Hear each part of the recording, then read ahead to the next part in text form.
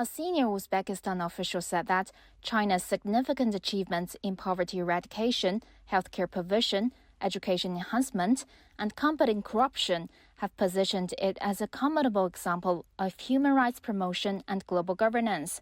First Deputy Speaker of the Legislative Chamber of the Oli Majlis of Uzbekistan, Akmal Saidov, spoke on the sidelines of the Forum on Global Human Rights Governance, which took place in Beijing on Wednesday and Thursday.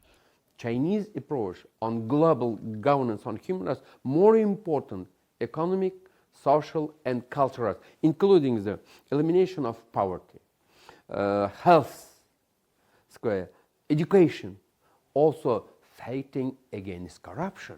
Achievements of Chinese in this field are great, and it's a good examples or best practice of China in the field of human rights, including social, economic, and cultural rights.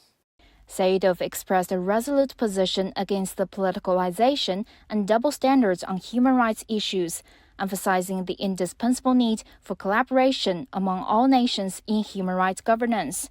We against politicization, double standards, and selectivity in the human rights issues.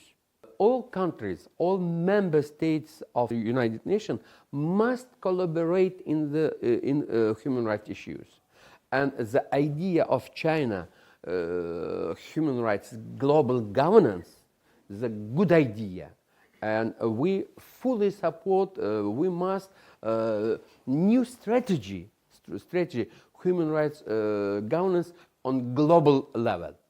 The forum gathered 300 participants who discussed the practice of domestic human rights governance by China and its contribution to the international community.